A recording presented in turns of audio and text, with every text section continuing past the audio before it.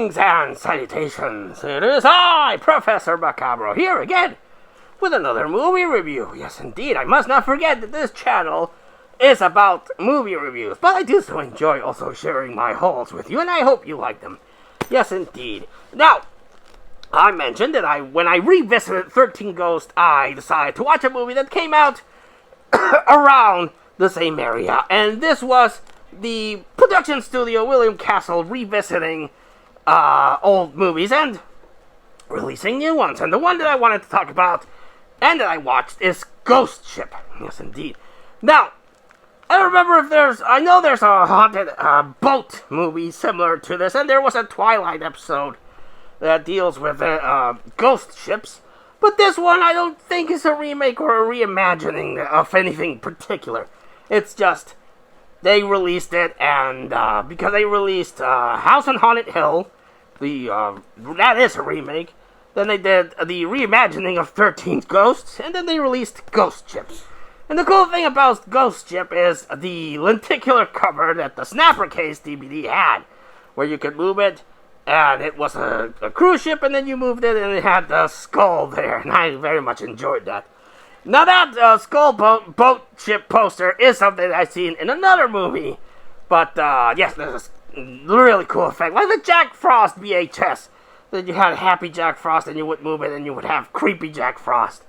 Very much enjoyed that. The lenticular cover for the Snapper Case DVD looks amazing. I don't think they did the same for the Blu-ray released later on, but the Snapper Case DVD, mwah, chef's kiss. Now, what is this story about? Well, let me tell you. It stars the chick from ER with the curly hair, whose name I can't remember. And it has the devil from End of Days, the Arnold Schwarzenegger movie. And they're salvagers. They go through the sea, salvaging ships to get the money. Yes, indeed. And one day, this fucker, while they're celebrating their latest payout, comes like, hey, you're salvagers. I'm a pilot. I was flying on my plane, and then I saw this ship, and it's just there floating about. This cruise ship might have something good. And the salvagers were like, well, fine, we'll get into it. Oh, Carl Urban is also in this. Yes, indeed, forgot about Carl Urban. And they're like, well, shit, we don't really want to take a project. We just finished this one, but what the hell? Let's look into it. And they look into it, and it's this big-ass cruise ship that's been floating about for many, many years, and they encounter the gold. Yes, they encounter big blocks of gold, and they're like, woohoo, payday. But unfortunately, this ship is haunted by ghosts. A ghost ship, both in the fact that it's an abandoned ship floating at the sea, and also because it's full of ghosts.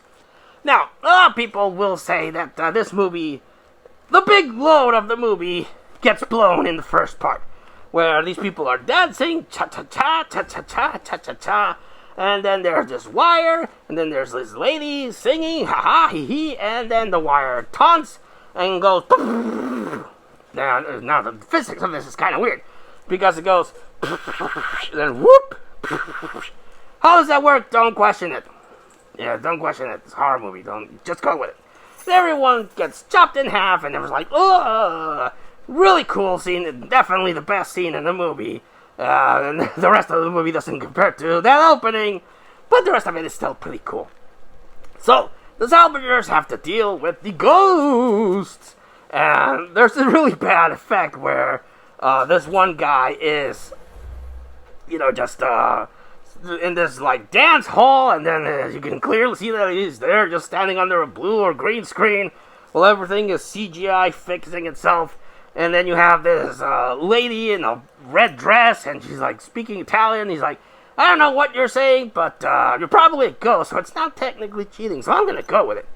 And then she lures them into, an elevator shaft? Or a delivery shaft? I don't know, but he's like, whoa, and then falls to his death. And then they have a rip-off of The Shining, where the sexy Italian lady in that red dress turns around, and she's, old and decrepit, and I'm like, oh. Well, you ripped off The Shining there. But still cool way to kill it. That's definitely the way that I would go. Yes, indeed. I would probably follow some ghost lady and be like, whoa! Yes, indeed. But eventually they discover that this has been a long-running scam by this demon guy. I don't know. It goes around tempting people with the gold. And they have the gold fever. Oh, yes, the gold fever. So they're obsessed about the gold and they start betraying each other. It turns out that's how he killed the people in the cruise ship, because he got to the Italian lady and some other guy, and they had this real plot to kill everyone on the ship and take the gold. But then they start betraying each other, and then the demon guy sticks it to the Italian lady, the sexy Italian lady in the red dress, and then he kills them all, which kind of would hinder his plans. Like having this thing just float around and kill everyone, and at least leave some survivor that would tell a story. But he's the one that's telling the story, so I don't know. Hey. Again, don't overthink about it. It's a horror movie. Yes, indeed. Especially in this area, this time period, where they didn't really put that much effort into some movies. Yes, indeed. Now, much like 13 Ghosts, it also suffers from that quick editing, like flashy editing that a lot of movies from this time period unfortunately suffer to. But it's not as bad as in 13 Ghosts. It's a little bit more toned down. But again, if everyone would have thought a little bit more, communicated better, they would have all gotten out of this and not just been picked off one by one. Communication is key in horror movies, you'll see. So, conversation, people. Conversation. Yes, indeed. But yes, everyone gets picked up except the strong, independent, curly-haired lady from ER is able to take down the demon, destroy the ship, and then she gets rescued. But plot twist, the demon somehow got the boxes out, and he's putting them into another ship. So the cycle is going to start over again. So downer ending. Yes, indeed. But I liked it. I like the way that this movie ended, like, you can't beat evil. Yes, indeed. So, yes, I thoroughly enjoyed revisiting Ghost Ship.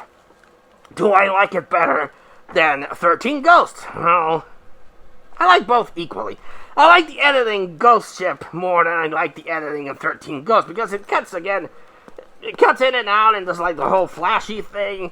That's another complaint I didn't mention in the 13 Ghosts. You don't get a really good look at the ghosts because they come in and out of frame, I guess, to make them spooky. Like, the people with the glasses can see them, but you can't, but it doesn't really work.